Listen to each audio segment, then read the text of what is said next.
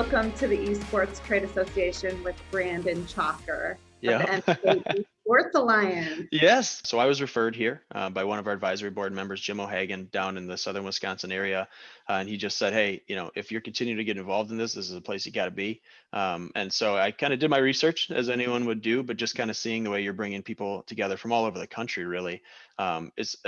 It is a microcosm what we are trying to do. I think what you are doing is at a more macro level. And so it was really just a blessing to find you guys and to kind of, since we've become a member, the benefits have been great. I mean, this is a really professional association, right? So the resources and the types of materials we get access to, this meetings and the chances to connect, it's best in class. So I think we've really had a really great start to the relationship, and glad to be on here today and excited to see others in the future. The same kind of benefit we're getting, I look to learn from the other folks in the association down the line. We've been around since probably mid-year 2020, somewhere in that kind of time frame. And I think the idea for what we've done was sort of generated out of the knowledge that if you were to try at that time to find out information about esports, particularly as it pertained to what was happening around like our region, you were really going to have a hard go of it.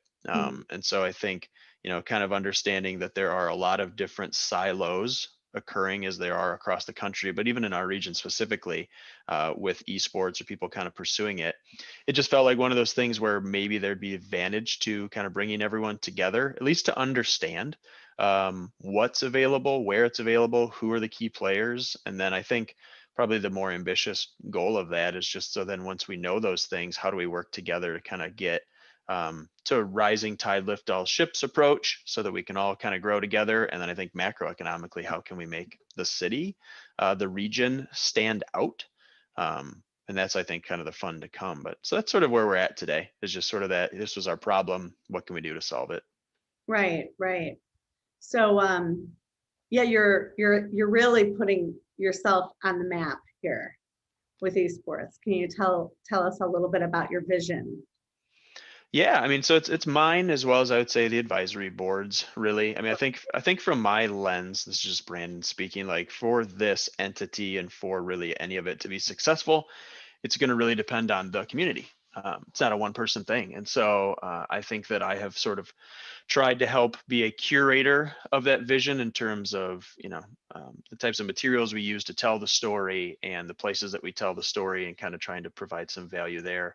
But a lot of what we're kind of thinking about right now for both this year, 2023, and kind of into the future is being generated by the people who are kind of in the thick of it, in the thick of making this stuff happen. And so, at a high level, I think this year, our ambition lies around continuing to sort of shore up what you would call the MK Esports and Milwaukee Esports Alliance, right? Like as a business, as an entity, really trying to ensure that we've got good, sustainable economics, that we've got a vision that people can get on board with, making those community connections. So just trying to really strengthen that as an organization. And then, sort of short term, we're looking at things like partnering with big groups in the area. Summerfest is a fairly well-known from the Midwest, at least, although they would say they're the biggest in the world. God bless marketing. Summerfest is a pretty big local music festival. And so we're trying to kind of work with them, maybe for 21 in some smaller capacity, likely just given the current state of affairs, 2022 a little bit more broadly, but to get a festival inclusion esports event. They had been reached out to by several, I would say, larger international agencies that had kind of prompted that idea for them. And they were sort of looking into it, but without real, I would say, like, what can we do with this? Just sort of as a, like, we'll entertain any idea. But I think that there's opportunity maybe there to at least do something in the short term to kind of set the tone for that going forward. Bucks Gaming is our professional sports team here in Milwaukee. And so there's emphasis from the community on trying to understand and cultivate that relationship more, to help grow kind of our community awareness, to help grow their community integration. So we're working with them. And then we've actually got a fairly large public school system in Milwaukee called Milwaukee Public Schools, that has, I think, what would be described as the start of a program, really motivated, passionate people who are starting in different capacities to work on things. And I think we're believing that with our team and with kind of our, say, reach into the community abroad, that we might be able to help assist with that. So those are some of our, let's try to maybe knock off these things in the next 12 to 24 months.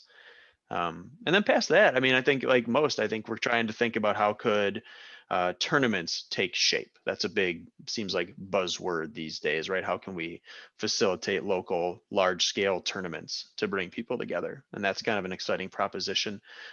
Legislation is a big one. So we've got lobbyists and we've got people in state government that seem to see sort of the momentum in esports. And I think at a certain level understand just the dollar signs associated with that, which is fine. I think we can help be the catalyst and the voice to say like, yep, there are perhaps dollar signs associated with this, but at the end of where those dollar signs go to is people's lives improving and sort of an opportunity for everyone to get involved in this new and cool way to sort of compete and work as a team and all of the things I could imagine those more well versed than I could speak to the benefits on. So we've got some legislative stuff, and Wisconsin's a fairly rural state. We're not trying to solve it for everywhere in Wisconsin, but I think in Milwaukee and southern Wisconsin, and even as we pertain down to Chicago in some ways, there's a lot of rural access needs. And so I think it's on the hearts and minds of the advisory board, myself, that hey, if we can advocate and work with partners that could help potentially provide more high-speed internet access out to rural areas, it will ultimately benefit them with new customers. But I think it also benefits our region if we can continue to make this more accessible than ever. Yeah, tell me a little bit about that, that issue, the high-speed internet. I saw that somewhere when I was going through some of the challenges you guys are having. Yeah, and I think this is one that's been probably most voiced expertly anyway by Mike Dolly, who's the president of the Wisconsin Esports High School Association. They just concluded here their 2021 playoffs for Overwatch and Smash Brothers. It was a really successful undertaking. The prior year, of course, it had been, I believe, at maybe Madison College with a couple hundred spectators and streaming, and it was this really immersive and successful event. Well, this year, of course, as things have had to evolve, they had to turn it completely online and digital, which they were able to do, which is, again, I think a testament to the esports, to the opportunity, I mean, the accessibility. However, one of the things that Mike described as I was kind of just interviewing him and finding out from him, what challenges did you overcome, is that there are many schools, of course, because this is in the scholastic realm for high school, that are in person, hybrid, totally at home. And that created an uneven playing field in many cases, because maybe for those that were completely virtual, if their students or their competitors are in rural parts of the state, they don't have access to high-speed internet. Like there's just, we're a farm and agriculture community in many respects, the state still at large, particularly outside of Milwaukee and Madison. And so, just the challenge that comes with, well, one of our, competitors doesn't have access at home. What do we do? How do we solve for that equation? And so Mike can speak more expertly to that and how they were to overcome, but just in kind of casually talking with him and getting a feel for what happened this year, that was one of the big ones. And so I think you think of it in that context, you hope that as this COVID starts to dissipate and we start to get more on top of it, kind of in our culture, that it won't be as broad, but the need is still there. And so I think this has really exacerbated it, but that we're going to try to put that on our radar. Clearly you're very passionate about what you're doing, and I took a look at all of the things you've done. I mean, you're a natural born leader, 40 under 40. I mean, lots of great, recognition. I even read somewhere that you've been referred to as Mr. Milwaukee, and how great is that? Just being recognized as a leader. I see that, and I know you're very humble, but turning over the rocks and really trying to create change is so needed, especially in a rural state like Wisconsin. Yeah, so, we can use more innovators, as can everywhere. But it's certainly a community here of innovators that are trying to continue to do cool things, continue to try to partner, tear down geographic boundaries, right? Like we're blessed to have a Chicago nearby, the Milwaukee-Madison 94 corridor is something to be worked on. There's a lot of macroeconomic things happening regionally in healthcare and in tech and other spaces. I'd like to throw esports into that. That we have to work together on. And so I'm glad to hopefully be a part of that, to be someone who's advocating for it, who sees the opportunity and a way that it can help everyone. And so, yeah, it's been fun. There's been, those pieces of recognition, like they feel good. You're always Sure. grateful. I think what I have appreciated the most is that in many cases, like when you enter into a new space like this, sometimes they're a foot in the door. It's a reason for why should anyone listen to you? Yeah. Why do you deserve time or, this conversation versus anyone who just puts, kind of esports in their banner. And so hopefully in combination with some of that prior success and opportunity to help with a good website, with good teammates, with great advisory board members, like I do think that we can present and execute like a vision. And so I'm hopeful that that'll be a differentiator. I think that's, in my experience, what it's taken to see other things kind of rise above a crowded field. And so I'm hopeful that that'll happen here too. Yeah, what a great way to help pave the way. And I like your story about that your parents were really conservative and very disciplined about you and growing up, and that one of your missions is to raise awareness for technology and esports. And it's great to have great parents and keeping an eye on you. But I really like that story. If you wanted to tell us a little bit more about that. Yeah, for sure. I mean, it's an interesting one, right? I got a 17-month-old son now. And so a lot of this was sort of cultivating in my mind just since, becoming a parent, you start to remember and learn a lot about like, oh, here are why things were done. Maybe it makes more sense now. Mm, So it's been a fun journey. I think I always tell the story because by nature, I'm actually a little bit, truth be told, collector of retro video games and a retro video game community enthusiast. That tends to be sort of where I operate day to day, even as much or more so than in, let's call it, the modern or esports gaming realm. And, I'll always joke because I remember very specifically when I was 10 years old, up until that point, at least at home, and I had a divorced family, but on both sides of the aisle, owning a console was just like not in the cards, because of sort of a, hey, we want you outside playing. That's just those, it's turning kids' minds into mush. This is not video games, something we want you to spend a ton of time on. And so I got all of my video gaming in seemingly everywhere else through parents who didn't have to feel that same way. But on my 10th birthday, I got to rent a PlayStation. And so, because I was having a birthday party, and so I got to rent a PlayStation. I got the PS1, was what it was at the time, and I remember I got NBA Live '98, which was the basketball franchise at that time. Now, of course, it's 2K in a big way, but we got to rent and play that game, and timing wise is sort of interesting. We're 2 days past the anniversary of Kobe Bryant's untimely demise.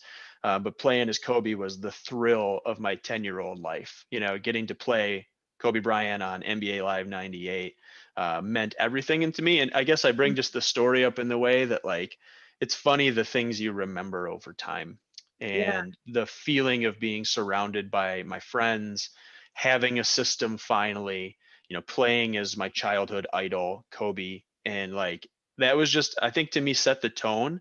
Like, gaming hasn't always been this like every single day lifestyle thing for me. I've been an athlete all my life. I've been able to do business things. Like, it's not like this is the full-time spectrum or hobby, but it just showed me that even for someone like me, this can be a really big part of your life. And so when I kind of translate that into this modern gaming realm, it is a passion, just because I see that, the fears of formerly not amounting to anything in your life because you play a lot of video games. We're dispelling that. Certainly caution is important for anyone to make sure that you're staying active and hopefully living a well-rounded lifestyle. But to think of kids across an entire spectrum, adults across an entire spectrum of income, diversity, gender, whatever the case, being able to pursue something that they can get access to and enjoy and thrive at, where maybe physical limitations or, monetary restrictions in other ways don't allow you to, like, that's crazy. Like, that's just a more accessible world that I have a real passion for. And plus I just like to compete. So giving people that chance, I think, is super healthy and fun. That's a great that's a great story, just on so many levels, you know. Yeah, it's relevant now. If we'd have all turned into mush, then I guess you could have looked back and been like, this was a terrible thing. But seemingly the data doesn't doesn't reflect that. I think there was like, I mentioned in something I was a part of recently, like, Columbine happened and people were really quick to attribute like video games, like these first person shooters, man, like that's what did it. Like, this is the deal. And you had a lot of mom groups and a lot of different people that were like trying to build up momentum to squash a lot of this. And so I just think it's like, it's good to remember kind of the past to help see and understand how it influences the today. And so, yeah, it was a crazy time. And I think it's always worth remembering. Absolutely. Yeah. And the awareness that is now being raised, because there is still this lack of understanding. Yeah, for sure. I It's even interesting. think, yeah, go ahead. I was gonna say, I mean, with our group, I think we're very fortunate. Like our advisory board and the people that surround this kind of are a lot in the education space. Right. And so I think there's this great balance of, kind of the business and economics side of esports, particularly in our group, mixed with educators, people that are passionate. And so you can start to smooth some of that out when you surround yourself by people that are probably only looking for the greater good.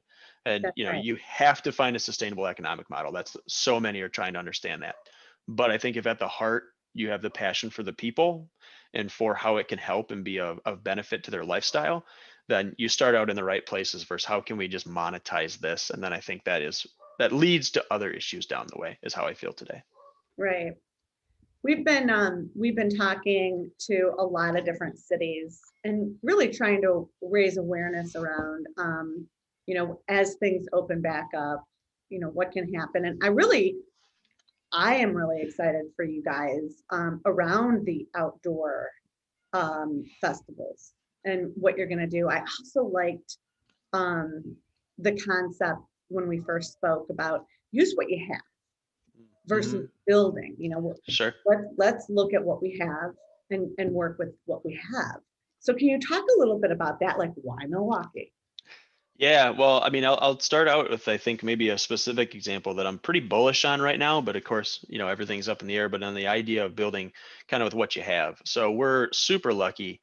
There is a event in Milwaukee called the Midwest Gaming Classic. It's been around for a little while, but it's held at the Wisconsin Center, which is one of our, local places that can house 10, 20,000 people, right? Like, it's a massive thing right in our downtown area.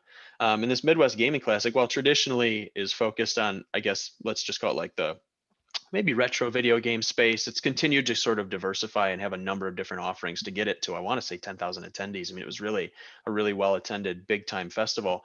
And Dan Lucen, who's the gentleman who is kind of at the helm of that I've had a chance to coordinate with, he's a big supporter and partner of our alliance. And so we've started to just talk about, hey, you've got this thing that's already attracting Yeah. so many gamers and so many interested parties. What might that look like as you evolve to include esports? And so we've been having some cursory conversations. Of course, last year it had to be canceled, but this year, the hope is that we'll get the opportunity to do it. And so we've been talking about, hey, what would it look like to involve esports in this festival? And cross fingers, we're working on a panel with hopefully bringing in some NFL guys who have gone from the NFL and really delved into the esports realm, because we're blessed in Wisconsin. Amon Green, former Packer, is doing a lot of great work up at Lakeland University. There are others that some contacts in the region have contact to that say, hey, there might be something to this. So we're working at trying to bring them in for a panel. We just discovered the other day, which is one of the beauties of this thing, is like the momentum continues to grow. We've got our Discord server up, like people are coming in from all over the place. We just found out we have like a kind of a league or a group, Fighting Games of Wisconsin, that can put on these Tekken tournaments. And they have like all these people, like 200 plus people doing Tekken tournaments coming from Chicago, Europe, like Asia, all this stuff. And they were like, hey, the one thing we do need is a bigger venue. And so you're like, oh, well, fun fact, like we just were talking to Dan about at MGC the possibilities. So now we're like, maybe we could have an NFL panel. Maybe we could have a tournament. Like, it's just the dot connecting side that's really interesting. Like, there's a lot of that in Wisconsin, or in this corridor, Milwaukee, Madison, southern Wisconsin area. I don't live elsewhere, so it could be minimal compared to other places. I know North Carolina seems to be doing a great job. But like, so we're seeing that. So we're trying to build off of those things with what we have. And then in terms of just Milwaukee, the region, on our site, it lists all the bullet points which a partner of ours, Visit Milwaukee, could help provide as to why we're good. But, things that come to mind are, the international airport, the proximity to Chicago, all the hotels. Like if you're just looking for a place to host things, we've got it. Particularly in the summer, I find to be a very good time to be here. But I'm actually really bullish on how the Alliance can be a part of that, because I think prior to, if you had those ambitions, you would have maybe looked at all of those value props and said, well, great, but who do I talk to that gets what we're doing here? Right. I want to believe now we, with perhaps, you guys, others, could say, we've really got something where you can have at least the people who know what's going on lead you down the right paths. And so what do you need? Do you need high speed internet? Do you need this type of a facility? Do you need whatever? I think we can connect those dots actually today, even more as we go forward. But yeah, I think our natural resources and infrastructure combined with now a group focused on it are kind of the, in my mind, differentiating factor. But I wager and know from my other work in just economic development that every city is like, check out our hotels, so I get it. But I think we've got some momentum there that maybe others haven't caught up to yet. Right. Right. And that's really bringing cities together and figuring out, what does make us different, what can we do? And it's great. Yeah, the Carolina, visit Raleigh, for example, what great leaders that they've been. We just had a video cast with them last week. Oh, cool. Yeah. Yeah. And I think, and I would take the mindset of partnership with groups like those as above competition. I mean, maybe Right. it's naivety, but there's just never been a time in my life where I haven't found value, both economically as well as just from a development and improvement perspective, with partnering. So if That's there are right. other groups like ours trying to form, like, listen, there's going to be opportunity to work together as this grows. So why don't we use like best practice? Why don't we communicate where it makes sense? And it doesn't always have to be a like here versus there. That's just like a personal thing. Again, could be naive. There are Agreed. lots of elderly people that could say, oh no, this is the way it's always done and this is what we got to do. But I just don't believe that. I just think that good for them, good for us. What That's can we do? Who do they know? Who do we know? And like, that's let's right. put it together. But That's right. That's right. Well, it's been really exciting to learn about what you guys are doing, and you're moving so quickly. It seems quickly. Did the site just launched? Was yeah, it? not long ago. Like I said, we're under 6 months in our formation. I've had to take a look in the mirror as well and kind of like try to draw on some experience of like I've been a part of some organizations and some efforts that have like really taken off quickly and scaled, and this even felt different from those. I've had to just attribute it to COVID, because for all of the negatives, of which there are so many, the positive has been the speed of communication. I mean, it's just, if you're trying to make outreach, get connected, have a chat, what formerly would have had to been a coffee or let's grab dinner, let's grab lunch, it takes 3 months. I mean, you can knock out 8 meetings in a night, or like you can Right. knock them out really, really quickly and people are available. And so I just think that in and of itself has really been timing wise, you've got this interest in esports culturally continuing to grow at probably its own meteoric pace. And then you add in that, like, hey, we started something during a time when all of a sudden you can connect like faster than ever. Yeah. And so it just seems like that's where the speed and the pace has been coming from. So we'll see. I mean, the start is always the fun part. Everyone's excited at the beginning. All these projections and oh my gosh's, we're gonna's. It's the middle that really I think dictates if you get to any of that stuff. And I do feel we've got a team that understands that and is in it for the long haul, not just the sexy launch when all of a sudden you got a fun logo and a website, right? Like then comes the real work, the sustainable economics, the partners that are in it to win it. We look at you guys that way. I think that's what it takes. And so we're going to be headed towards that area sooner than later. Yeah. But I think I, we can do it. you make me think of something. My grandfather did not like the word grandpa, so I had to call him coach. Hmm. And he was a senior citizen Olympian. He won the Olympics at 85 doing the backstroke. And, he was really serious about finishing. Hmm. And so he taught me to be a finisher, Love as a that. visionaire, but to be a finisher was really, really an important message from him. And with this particular project, the Esports Trade Association, I must say that I don't think there's a finish. It's been the middle. It's been the journey. And I've worked in over 21 industries, managing associations, foundations, and societies. And what this association is so different about, and this whole industry, is I never have had a phone call really where it doesn't start or end with, how can I help you? And I don't know if that's also COVID. I don't know if this is just an industry of just unbelievable compassion and collaboration, but it is so complementary, competitive, collaborative,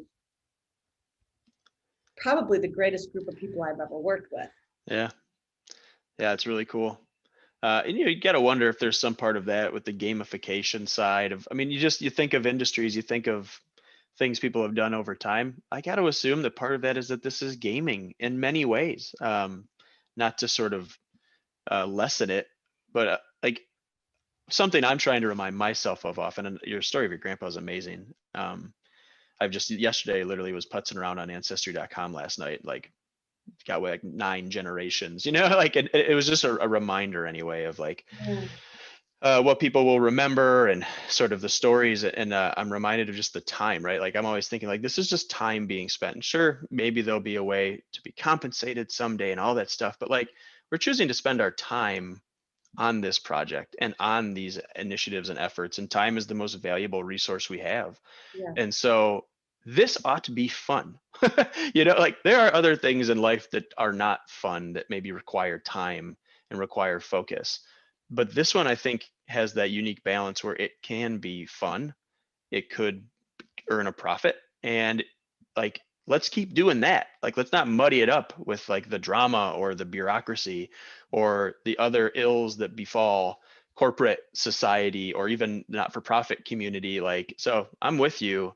And who knows, hopefully that stays around. If we're here in 30 years and it's gone the way we expect it to be, we can look back and go, huh, what do you know? But I hope that positivity and that the focus on that this is like a gift, not like something that you have to muddle away in, can be the outcome. It'd be cool. Yeah. One thing I that really stuck to me too, and when we spoke, is just so much that you've achieved through your life. And I I I guess I'm thinking about the generation of gamers where it was kind of like made wrong, Sure.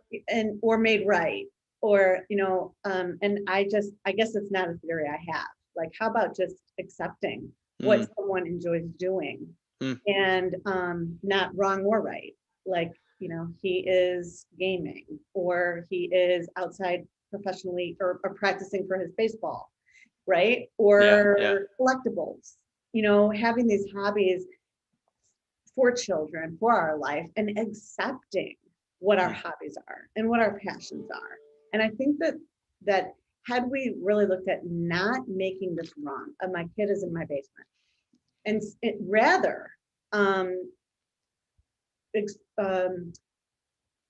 getting stuck on the words, but rather it being communicated in a way of joy, excitement, enthusiasm, positivity.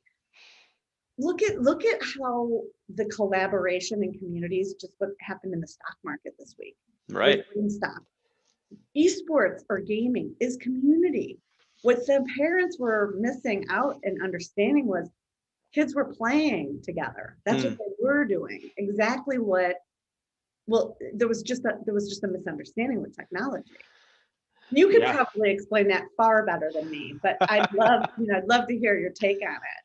I love it. I think it's really well said. And I appreciate the chance to sort of ruminate on it a little bit. honestly. I mean, I think what comes to mind for me, um, and I think it's applicable across way more than gaming.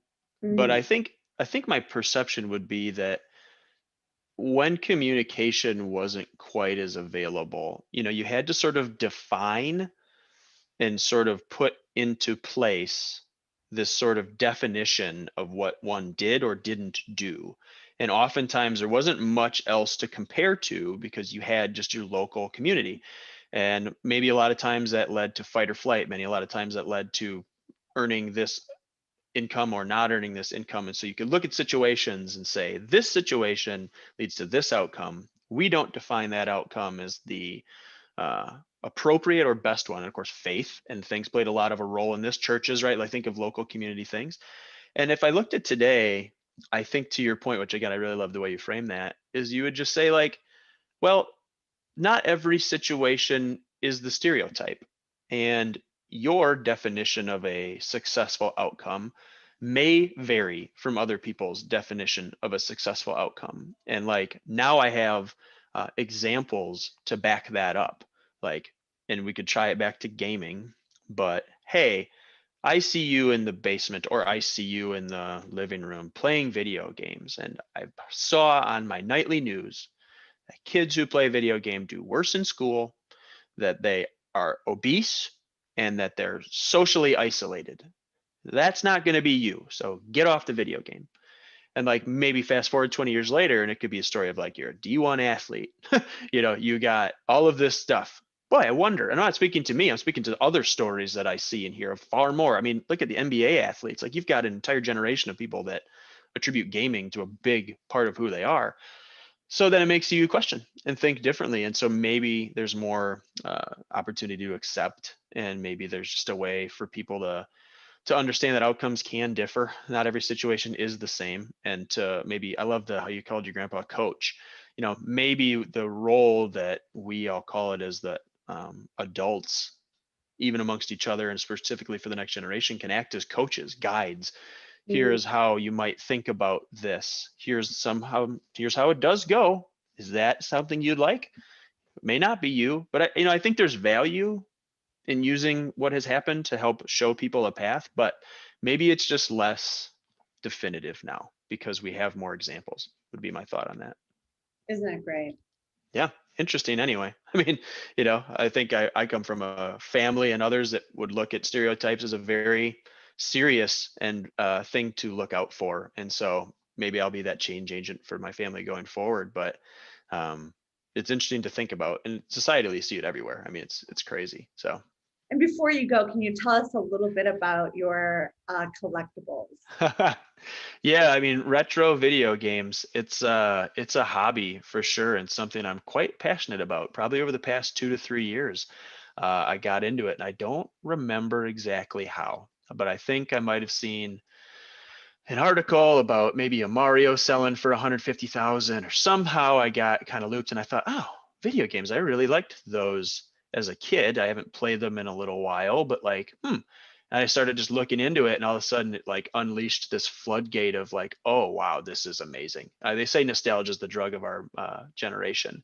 And I just kind of thought like, wow, this is really cool. So I started collecting initially just games that I had as a kid, and so I kind of was like on that path. And then I started kind of getting into games that I liked. I don't know if share screen's available, but I can share with you just some of the things that I'm a part of. So this is one of the areas of a lower man cave, but essentially, it's got all of the systems, regular Nintendo, Super Nintendo, 64, Genesis, Dreamcast, right? So like the posters on the wall, like, I don't know, I just found it to be a really memorable way to kind of get back into the good feelings of being a kid. I've had tournaments with buddies where they come over. Like the fun thing is I am not alone. Like it is crazy, and for good or for bad, prices of video games have skyrocketed during COVID. I mean, it's like I think others are sort of hearing the word and remembering also their youth. Sure. And so it's a lot of fun. I had buddies over and we have Mario Kart tournaments and like you get some pizza and like just have fun, simple, easy fun, And so, yeah, it's maybe spiraled out of control is too strong of a word, but it's been a lot of fun and something I've grown to really enjoy. Well, we only have one childhood and it's very precious. Mm, So, honoring our developmental years, what a way to, right there, that's your, what, 16-year childhood legacy, yeah. and staying in touch with our child and having fun and with our souls and having soulful things around us. So important. Yeah. And it's just, all of the old adages of a simpler time. It sounds kind of funny. Like Mm, it wasn't like corded telephones, right? Like I was born in 86, but, I think that, and even as an adult, time is restricted in many cases. And so, I think like I can't generally sit down and be able to play games as I once did for hours and hours on end. I'd like to, but I might have 15 to 20 minutes. And it's really easy to pop in Super Mario on Super Nintendo and try to beat a level in 15 minutes. And it's, yeah. so there's some real fun there, and the sound and sort of the experience and remembering. It's a lot. It really is. Like I've had friends when they've come over, I'll just be like, all right, sit down and I'll turn on this game. And just the moment the sound hits, you remember where you were, or you remember when you were doing this game. And so, for a lot of people, it's kind of shocking. I mean, I think honestly, you're just like, oh man, like it brings you back in kind of a cool way because it combines audio, visual, all that kind of stuff. Yeah, and that was really a great share showing us. Yeah. Good for you. Is that right around the corner of? Yep. Yeah. So that's around the corner from where we are today. And then, I mean, comically, I try to always, be the combiner of things. And so now, where we're sitting today, this is what's in front of me. So I tried to like build the modern sort of esports environment, with having, the screens and sort of all of the things needed to do modern gaming. But then I've got kind of a reflection or throwback to the past. These are all old arcade marquees that you'd have seen in arcades on different video games. And so now I've got all of those. So as I look and I'm like, down here, COVID quarantined, I can both have kind of a fun retro video game reminder as well as kind of that new modern feel, which is fun. Wow, that is great. Um, so what would you like to leave us with? I'm just excited. I think I always try to stay tempered to make sure, you said, your grandpa was a finisher. And something I've always taken pride in is being able to think big and execute small. And so I think as if someone were listening to this, if they've, spent the time, and if they were thinking about, partners, and they look at someone like the Milwaukee Esports Alliance, you know, we're a group of finishers. We're a group of people that have passion, connectivity, influence, with an underlying ability to execute on detail. And so I think that I think we've got a really positive future ahead.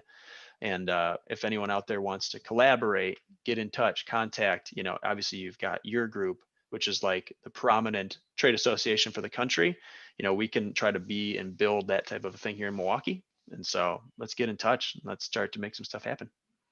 That's great. It's been a pleasure to have you. Thank you so much, Brandon. And Yeah. we can find you do you want to let us know their website? Yeah. So the website is pretty simple. It's just mkesports.com. Right on.